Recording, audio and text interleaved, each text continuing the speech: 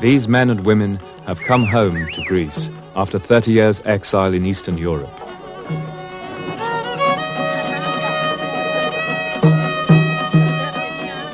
Between 1947 and 1949, they fought on the left in a bitter and tragic civil war in Greece. They lost, and now for the first time they can tell their story.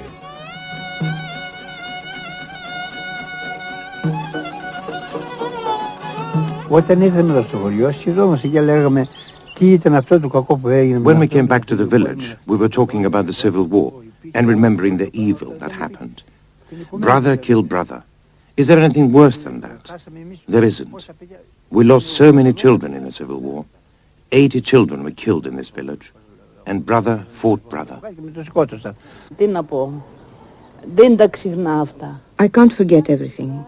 Every night I go to bed and I talk to myself. I start from the beginning and I go all the way through to the end.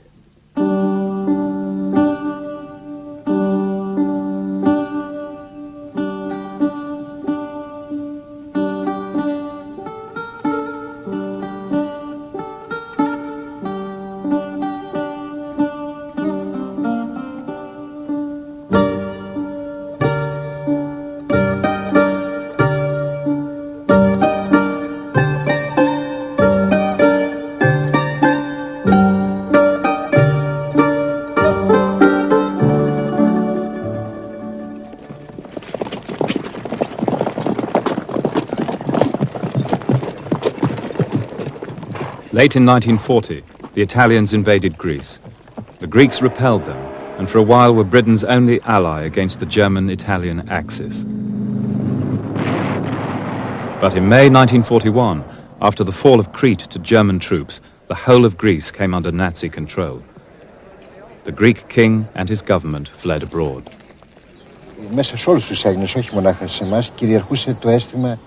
We didn't want to be humiliated after our victory against the Italians. It wasn't just the students who felt it. All Greeks felt the same. We didn't want the swastika, the symbol of fascism, to infect the Acropolis. We were so shocked to see it up there that we wanted to bring it down. We chose the day when the Germans occupied Crete. The moment Crete was occupied, we said, we must take it down, now. The resistance against the German occupation started within weeks. It was also a national liberation movement against the return of the dictatorship of General Metaxas, who had ruled Greece from 1936, and against the return of the king who had supported him. People hated the dictatorship of Metaxas and the king. Together they oppressed the Greek people. We didn't want in any way to go back to the same tyrannical regime which was supported from abroad after the liberation. That regime was hated by all Greeks. The Greek dictator, General Metaxas, had intended that his regime should revive the glories of the Greek past, but there had been disturbingly fascist overtones. Political opposition had been crushed, opponents interned, and civil liberties denied. In September 1941, the Greek Communist Party, KKE, formed the National Liberation Front, AM. It became the largest resistance movement. Recruitment was by word of mouth. AM was organized by those who had been exiled to the islands by Metaxas and who had escaped. They came and immediately organized the first resistance against the occupation forces. I was an engineer, and I joined because a colleague in our office told me, "You know, there is a resistance organization which got started at the Albanian front." And immediately we got organized.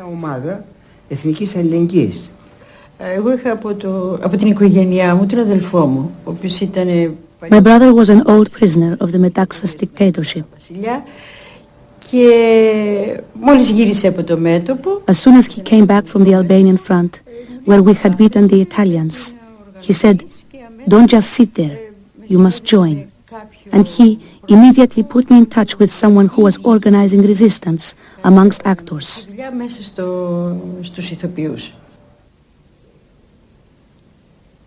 When the Allies imposed a trade blockade on occupied Europe, Greece was particularly hard hit.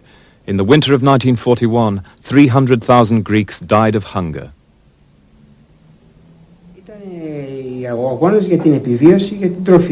It was a fight for survival and food.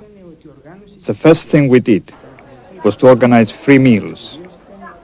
The National Survival Committee was the best idea EAM ever had. We threatened general strikes, and we forced the Nazis to start giving free meals and a portion of oil every day.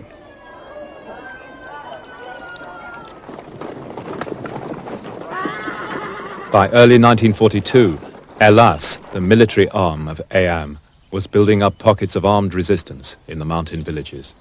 Ο εκπρόσωπος του Κομμουνιστικού Κόμματος ήταν ο πυρήνας γύρω από τον οποίο δημιουργήθηκε αυτή η οργάνωση του ΕΑΜ. The person around whom the EAM organization was formed was the local Communist Party representative. We were liberals. We belonged to the bourgeois parties. So we hadn't got a clue about underground organizing. The Communist Party, of course, had its own structure and was highly organized. It didn't bother us in the least that it was the Communist Party representative who was organizing us. On the contrary, we worked very well together throughout the struggle against the Axis occupation. In the village of Ziakas in central Greece, almost the entire population joined Hellas to fight the Italian occupying forces.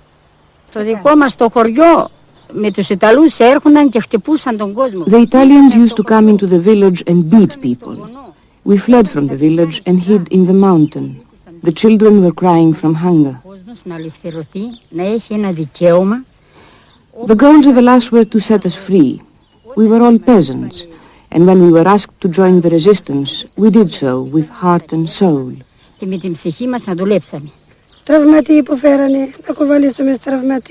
looked after the wounded. We baked bread all night. We knitted, washed, and transported things. Whatever was necessary, really. When we came back to the village from the mountain, the Italians had killed all the pigs and cows we hadn't been able to take with us. There was nobody here. Everyone had gone to the mountain. The whole village, when we came back, it was deserted.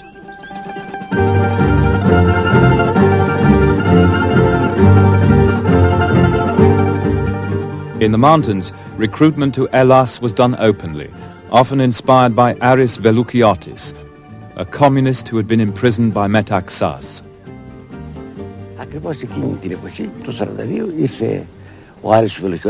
When Aris Veloukiotis came here in 1942 with about 60 or 70 of his Hellas partisans, we all gathered in the square with people who had come from surrounding villages. Aris began to explain the goals of EAM, which were to get everyone to work together to liberate Greece. Στο λόγο τα πάνω είπε ότι εμείς δεχόμαστε όλους τους Έλληνες ανεξάρτητα από πολιτικά. He said that anyone could join EAM Hellas, regardless of their political beliefs. He also told us that he would attack the occupying forces at any opportunity, that he didn't know what kind of reprisals would follow, but that we should be prepared to try and defend ourselves. Some of the villagers followed him and became partisans. The rest helped the resistance in different ways. We helped, for instance, at the hospital, washing the clothes and linen, whatever was needed. I was a teacher, so I moved around from one village to another. I taught the children and tried to instill national pride in them. We prepared the older ones to join Hellas. At the same time, we developed the cultural life in the village. We set up theaters with plays and songs for the children.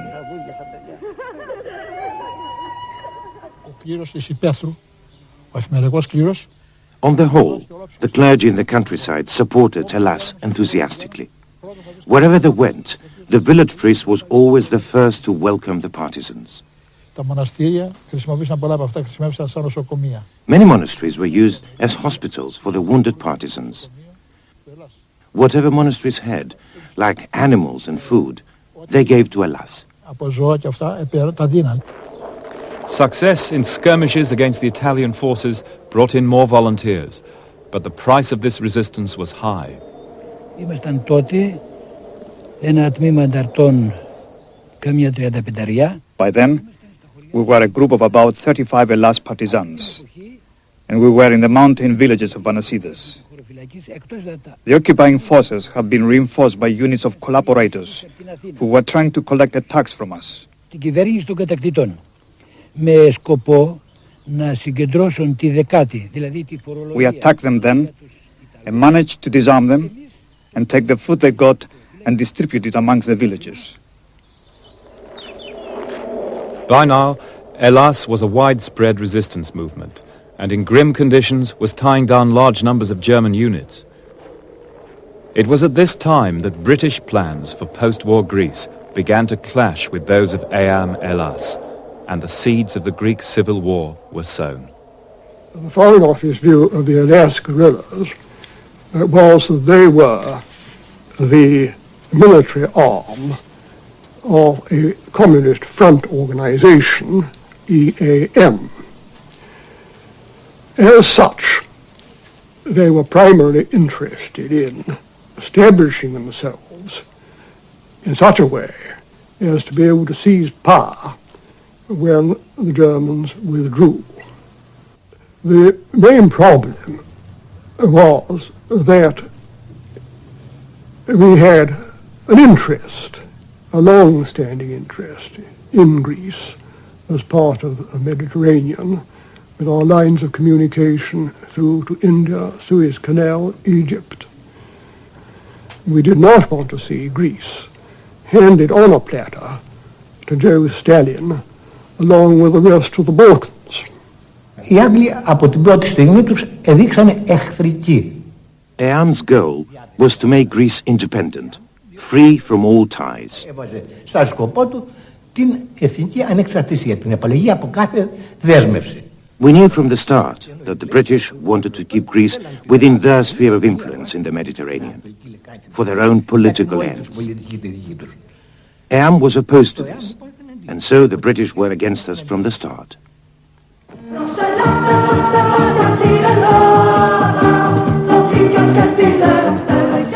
In Greece, as in Yugoslavia, the British were confronted with a dilemma. How could they reconcile their short-term military need to work with left-wing resistance movements with their longer-term political objectives of retaining influence in Greece after the war? Churchill believed that the return of the Greek king would be the best guarantee of British interests in Greece. Had there been a powerful royalist resistance in the mountains, there would have been no problem, but in Greece there was none. So the British decided to back a pro-British resistance.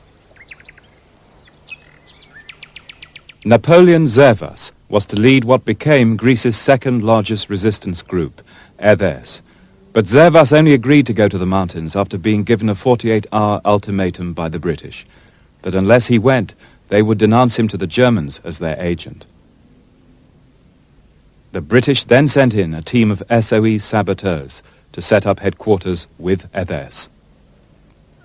Hellas's attitude to us when we arrived, and for that matter, the political component as well, I think they were highly embarrassed when we arrived because they were doing very well without us.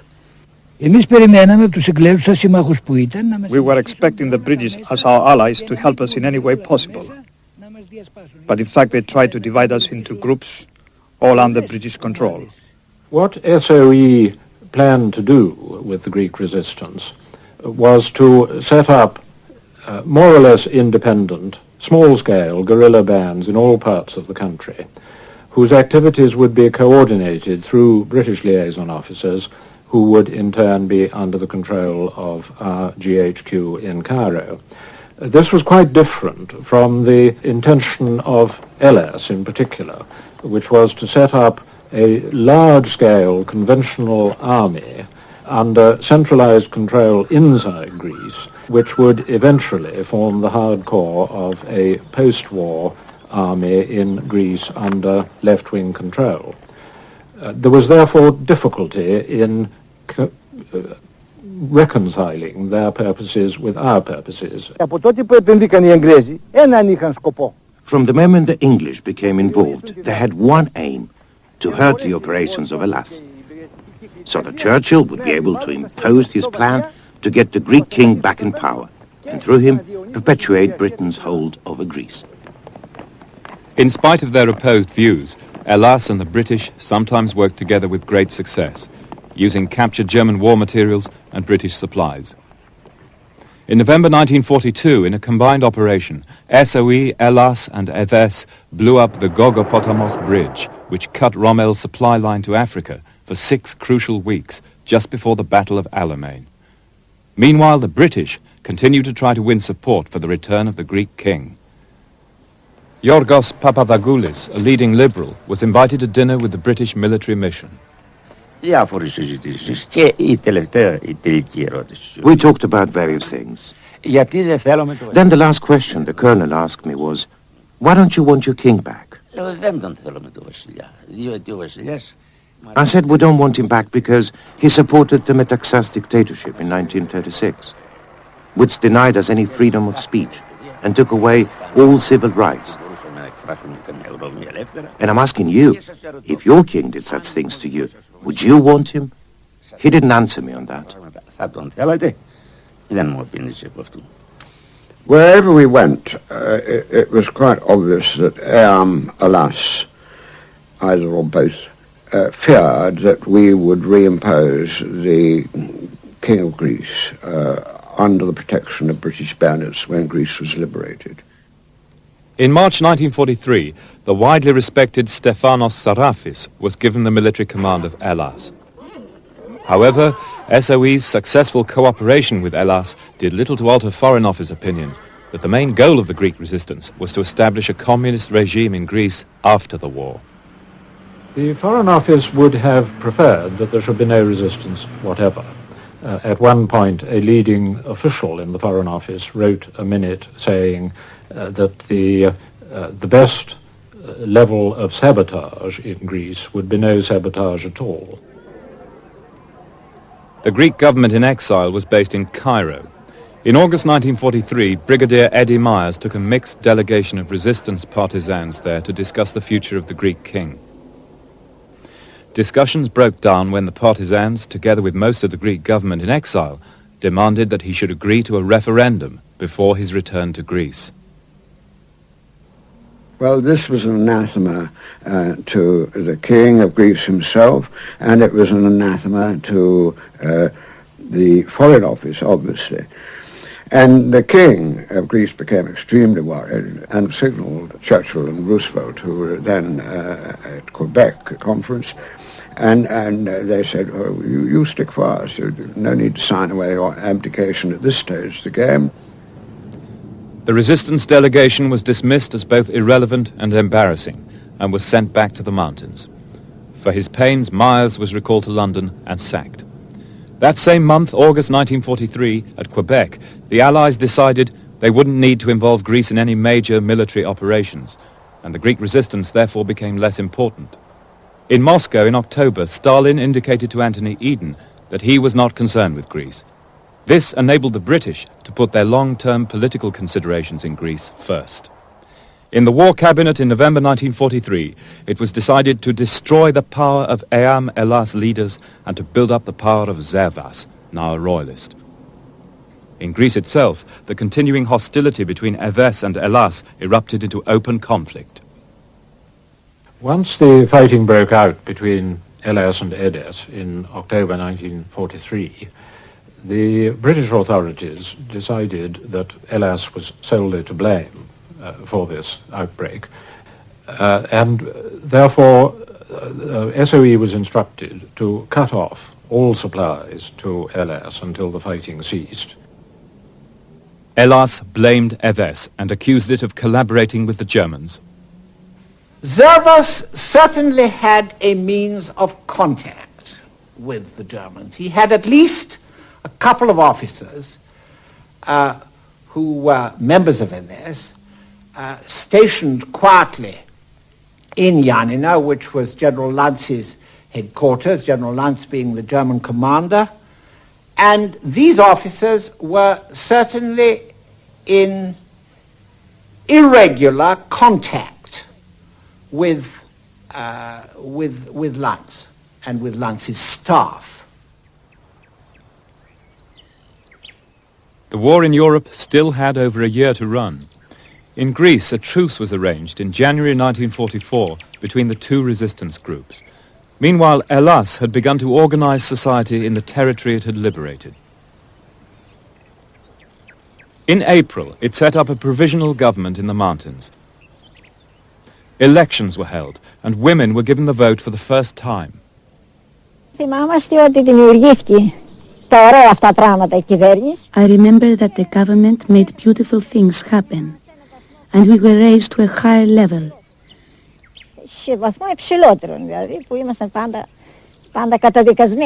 The other governments had neglected the peasants. Beautiful things happened, like voting. I voted, and we helped in the local government in any way we could.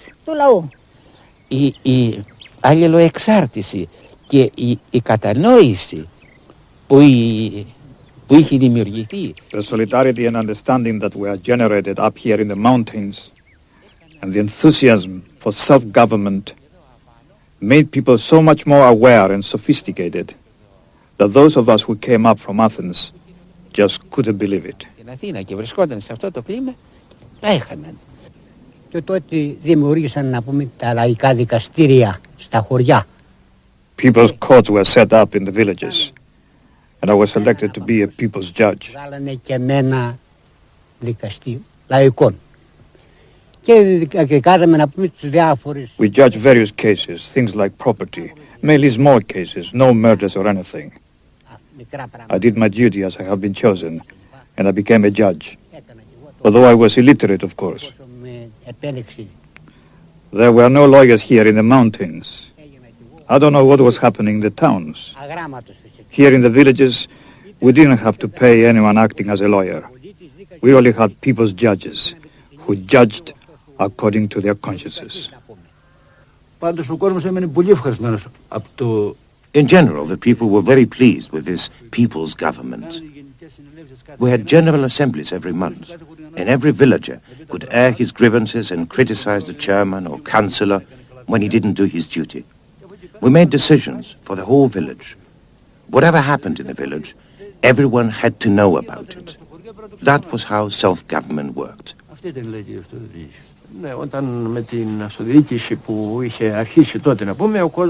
When we started to govern ourselves, we got encouraged, and people woke up, so to speak.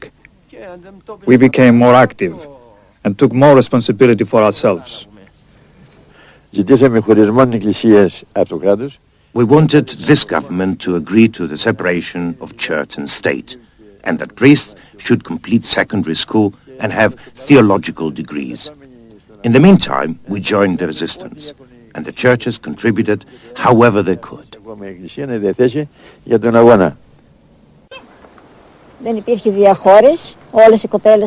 There was no discrimination against women. All the girls were working in the resistance together, and the partisans respected the female sex. They had a lot of respect for us.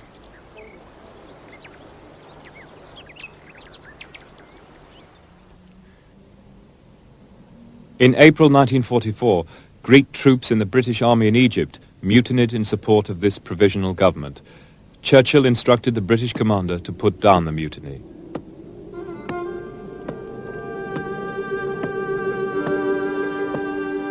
After 10 days without water, the Greeks surrendered, and the British sent 8,000 of them off to prison camps in Sudan, Egypt and Libya. The British then hastily arranged a conference in Lebanon, at which they hoped to set up a national government acceptable to Eyam Elas. The conference was a success. The British nominated the Liberal politician George Papandreou to be Prime Minister, and the delegation from the Provisional Government in the mountains agreed to a coalition government under him, in which they would have 6 out of 24 seats. The British were very optimistic. But in Greece, the news was greeted with dismay by the Hellas partisans, who now controlled 4/5 of their country. Υπήρχαν στο Λίβανο αναγνωρίζοντας τα κόμματα τα οποία δεν διέθεταν παρά μονάχα μια, πώς να το πούμε, παλιά. Our delegation signed the Lebanon Agreement, which gave authority to the old political parties when they had no power in Greece at all. Να συμμετάσχουν με 6 υπουργούς. By then, EAM was the most powerful political force. And yet, the delegation agreed to participate in a government where they only had 6 out of 24 seats. That was the first step in the downfall of our movement.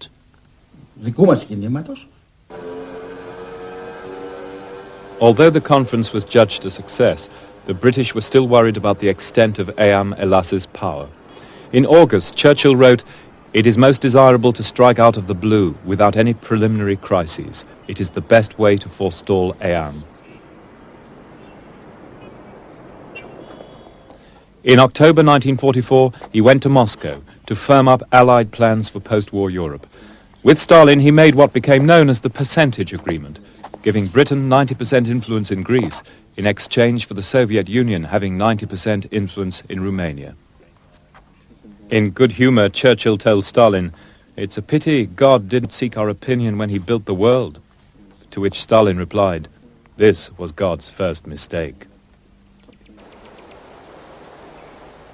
In Greece, as liberation approached, tension mounted between Hellas and the British. One bone of contention was the British attitude to Greek collaborators who had worked with German security forces.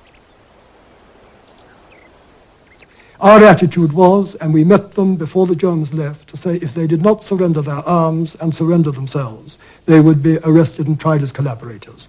We did our best to get them to surrender. When we started the negotiations, we were putting pressure on Michalagas and the others who could see that there was no way out of surrendering their arms. At that moment, the English officer intervened and said, "You surrender your arms if you want to, or if you don't want to, you don't have to."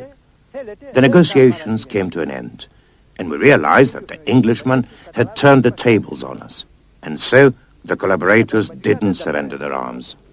We failed, I think because they feared we were too few in number to protect them from Hellas. Hellas would have allowed us to take their surrender if Hellas had taken their arms. In the event they did not surrender, in the event they should have been arrested as collaborators. I think about that time, the attitude of Hellas to us did begin to change. I suppose a single incident brought home to me the change of attitude, when Ypsilantis, then a very senior Hellas commander, made what was one of the great Greek gestures of contempt when he tugged his lapel in referring to British troops. Which is one of the most contemptuous gestures in the very rich Greek vocabulary of gesture. It surprised me then, it surprises me now, and I think the only reason one can give is that Hellas began to see that the British, who were then expected to come in to the Peloponnese initially, could be a factor, an obstacle to their intention of taking over power. They usually accuse Hellas of wanting to seize power. It's a stupid view. There was a power vacuum in Greece. There were occupying forces and quisling prime ministers, but the Greek people didn't recognize their governments.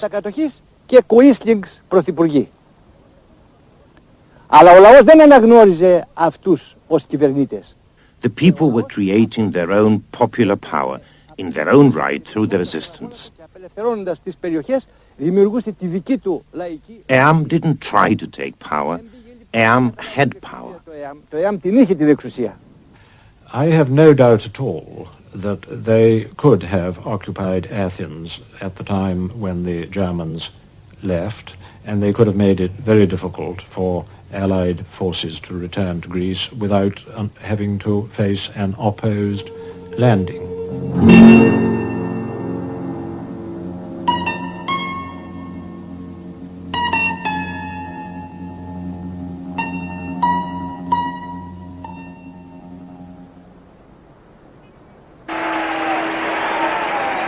In October 1944, 4 months after D-Day, with the Allies on the offensive throughout Europe, the Germans were forced to pull out of Greece, and the British entered unopposed. The swastika came down from the Acropolis, and in spite of some misgivings, all Greeks welcomed the British troops.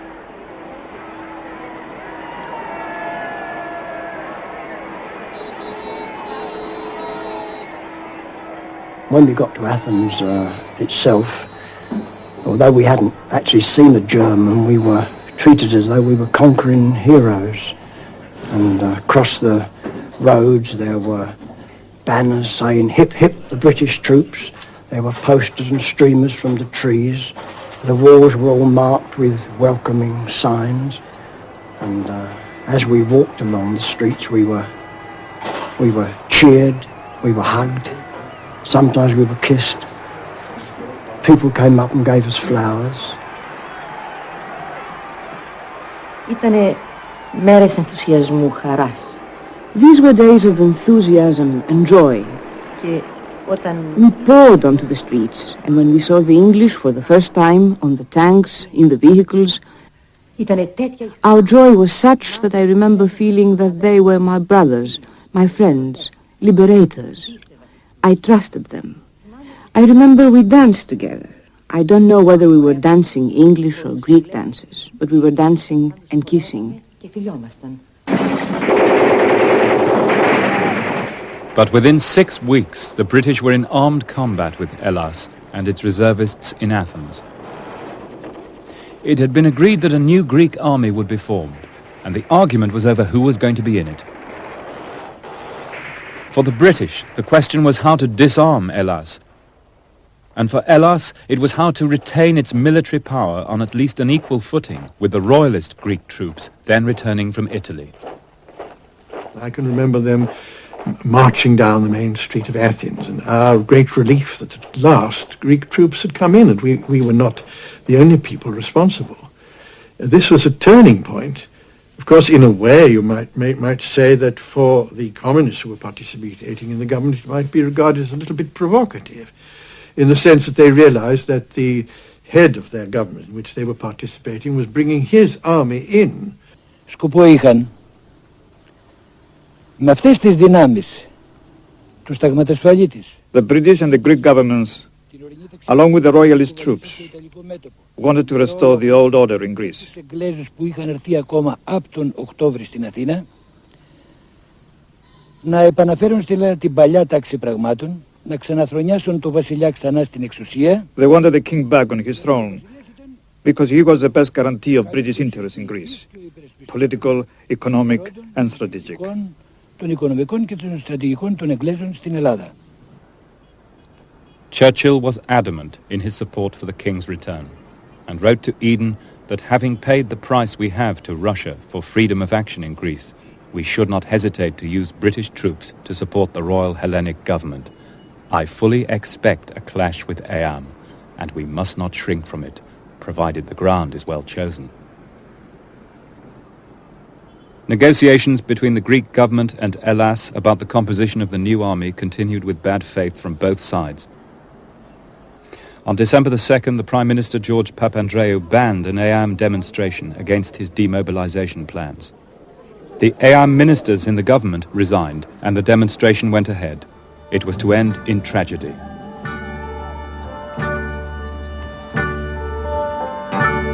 At about 2 minutes past 11, the police suddenly opened fire on them. They killed 11 or 12 people altogether. There was a man called Frank Pattenham, who was a British policeman, whose job it was to help to train the new Greek police forces being set up, who went along in front of the police and kicked their guns up to stop them firing at the crowd. They were not firing over the heads of the crowd, they were firing into the crowd. And suddenly, as we were in Constitution Square,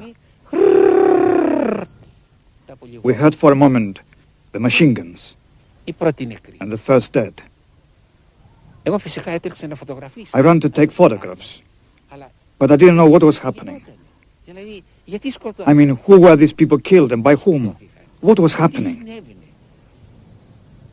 Later, within seconds, people gathered and knelt and started to sing the funeral march with fists high up in the air.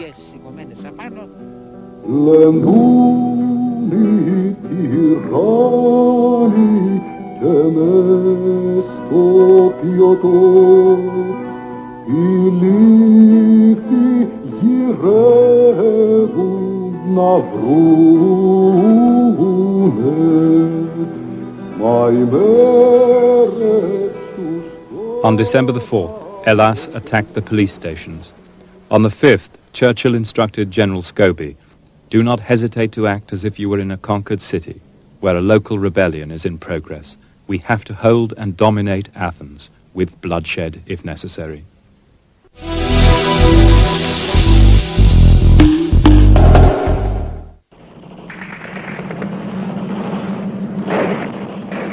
The following day, the British came in on the side of the Greek government. British troops seized the headquarters of EAM, and from then on, it was open warfare between the British and Hellas.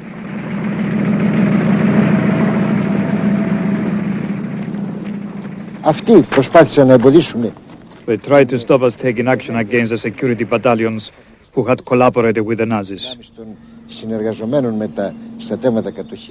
Men who the British first regarded as enemies and then later as their allies.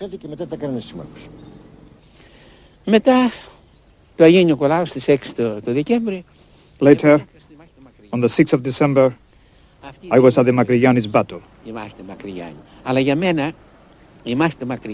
For me, the battle was an experience, a school, a university.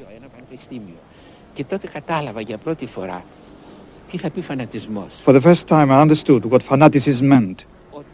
Rational thinking stops. Man is beyond himself. He cannot think, cannot function rationally.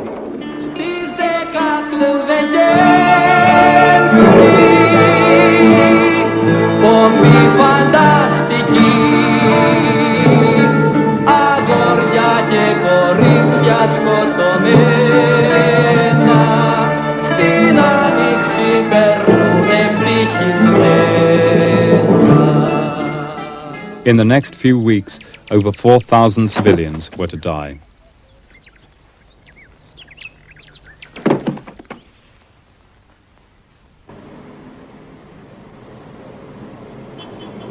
In the House of Commons, Churchill faced a vote of censure for his actions in Greece.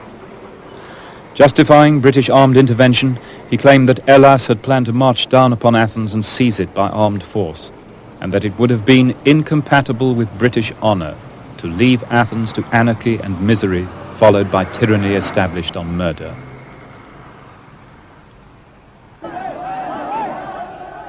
While the arguments went on in London, the battle for Athens continued. The bulk of Hellas was in northern Greece, fighting the royalist Zervas, who had to be rescued by the British and evacuated to Corfu. There were only 3 Hellas units in Athens. A week into the battle, the communist leadership was still undecided about what action to take and stopped short of ordering all-out attack against the British troops. Nevertheless, 25,000 reinforcements were sent in, and by December the 15th, the British had more than 50,000 troops in Athens. In Italy, or in any other theatre of war, if you saw a German, you shot at him. I mean, you did your best to kill him, and if he saw you, he did his best to kill you. In Greece, we were a bit ambiguous about this, and so were they, I'm glad to say, as it turned out. Well, I thought we'd come to liberate the Greeks, but within what seemed to be a short space of time, we were actually killing them. And more to the point, actually British chaps were dying in a cause that I couldn't quite understand. I think what most of us felt was that we didn't like the idea of fighting against people who were on our side. It wasn't what we'd enlisted for.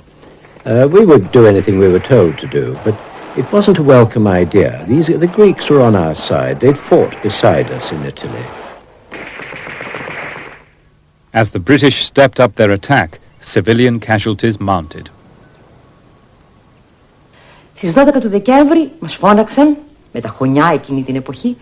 On the 12th of December, the Communist Party called us to a meeting in a school in Kypseli. Να συζητήσουμε We were to decide what line to take and whether to join in the fighting. I knew the British were involved, but I hadn't seen them in action until that day when they fired at us with rockets. 10 people were killed, mainly students and actors. And 12 of us were seriously wounded, including myself.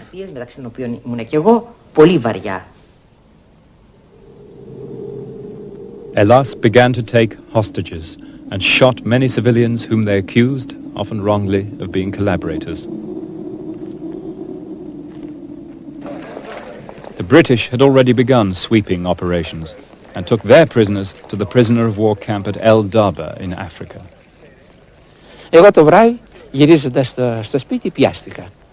On my return home in the evening, I was captured. Without going into details, I was caught and sent to Africa. I found myself at El Daba. We were 28,000 of us there, surrounded by barbed wire. Among the mass of people in El Daba, there were all kinds of people. Most of them were not related to our movement. They did not belong to EAM. Let me tell you about a neighbor of mine who was a milkman. He kept chickens in his yard. This man never got involved in anything in his life. One day his chickens got out and he tried to fetch them back in. A detachment happened to be passing by, found him outside, and picked him up as well. Allies they may have been, but the Americans in Athens made a point of distancing themselves from British actions. The American ambassador, Lincoln McVeigh, who had moved in and occupied the quarters of the Gennadios Library, which belonged to the American Archaeological School. He was in there when some British soldiers came in and very thirsty from the fighting, tried to draw water from the well. He ordered them out in no uncertain terms and said, we're neutral, get out. See, that was the attitude of the Americans, this extraordinary thing. At home, there was an outcry in the press against the action of British troops in Athens. It was led by the Times newspaper. It so happened that I had the occasion to lunch with Robin Barrington Ward, who was then the editor of the Times, and I did my best to explain to him of my experience, how I tried to explain what had taken place in Greece. He was quite impervious to anything that I had to say. He was totally and entirely sympathetic to the Eamelas position, and he thought that Churchill had gone completely off his head. In the House of Commons, Churchill said, "There is no case in my experience, or at least wartime experience, where a British government has been so maligned and its motives so traduced in our own country by important organs of the press or among our own people." He defended his action by claiming that for 3 or 4 days or more, it was a struggle to prevent a hideous massacre in the center of Athens, in which all forms of government would have been swept away and naked, triumphant Trotskyism installed.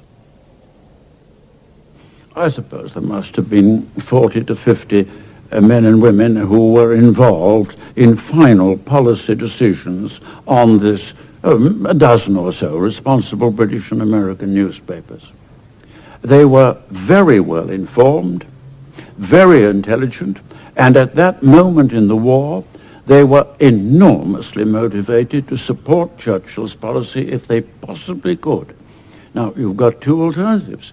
Either one man, Churchill, was wrong on this business, or else 40 to 50 well-informed, well-motivated men and women, all at the same moment and on the same issue, all took leave of their senses and regarded Churchill as being wrong when he was really right. Well, I mean, the saying is, you can pay your money and you can take your choice. On December the 18th, the Royal Air Force headquarters in Athens was attacked and overrun by Elas. 2 o'clock one morning. "Surrender, comrades!"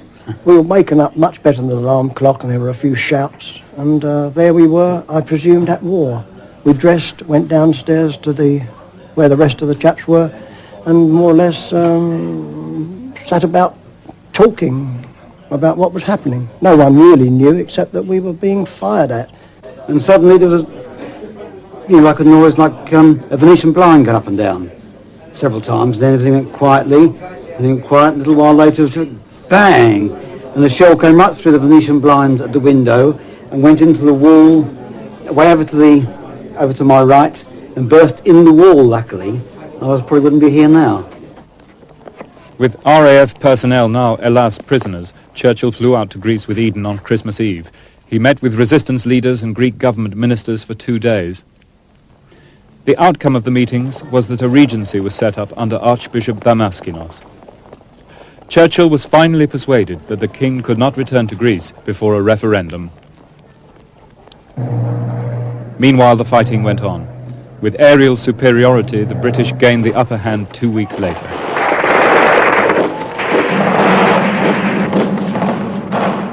On January the 11th, Hellas met British representatives with the Greek government and signed an armistice to take effect from the 15th. Throughout the fighting, the Russians remained silent. Since July, their military mission had indicated Russia's desire not to get involved, although the Greek Communist Party knew nothing of Stalin's agreement to stay out of Greece.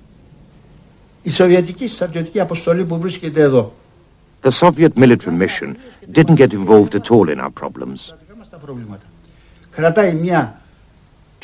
They kept a consistently neutral position to the point of suspicion. Δεν ανακατεύεται σε τίποτα. Όταν πηγαίνουμε εμείς και ζητάμε από When we asked for support in arms and ammunition, the response was always, "We will report your request." Όμως μέχρι τέλος. But right until the end, in December, we did not receive a single Soviet bullet. Ούτε μια σφαίρα σοβιετική εμείς δεν πήραμε.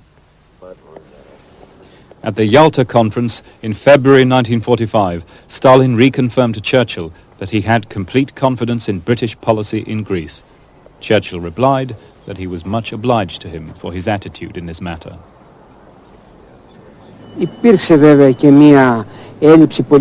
There was a lack of political foresight amongst the Greek leadership. They should have seen that the two great powers would each try and get as much for themselves as possible at the end of the war. And in that power game, our leaders should have realized that Greece would be put in the British sphere of influence. What we can claim is that we left Greece with a free choice after the war. And this is what we aimed to leave them with. Our main purpose, that is the purpose of us as a mission with the Greek resistance, was to ensure that no armed force could seize a monopoly of power when the Germans left. And this we did indeed achieve, and this, I think, is why Greece is a parliamentary democracy today, and not just another East European puppet state behind the Iron Curtain. I don't think the December events were a revolution. December was really a resistance by Hellas against giving up what it had won, and against giving in to the British and Greek government demands. EAM was squeezed.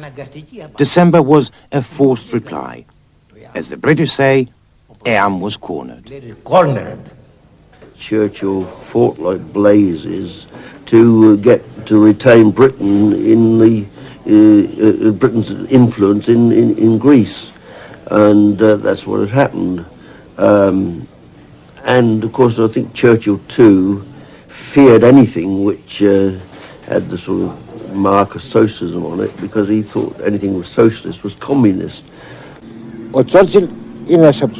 Churchill is one of the greatest agents of the victory against Hitler, and nobody can dispute his enormous contribution to the struggle against Nazism. But for us, the Greeks, he was the greatest tyrant because he continued to keep Greece tied to Britain. On February the 15th, 1945, the Greek government met with representatives of Hellas and signed the Varkisa Agreement. The government agreed to an amnesty for all political crimes committed during the December fighting and to remove from power all those who had collaborated with the Germans. In exchange, Hellas agreed to surrender its arms. But neither the amnesty nor the purge of collaborators was carried through. The Varkiza agreement betrayed the resistance. Our leaders tied us up, hand and foot, and handed us over to those who had collaborated with the Nazis. Η σωστή επιλογή θα έπρεπε να ήταν να αποχωρήσει από την συσκέψη. The right choice would have been to abandon the conference and declare that they would continue the struggle outside Athens. We had this option. The whole of the Hellas army was intact. Όλος ο Ελλάς, η συμπόλοιπη Ελλάς ήταν άθικτος. Within weeks, thousands of Hellas partisans were imprisoned, and 2 years later, in the mountains, came the outbreak of the Greek Civil War.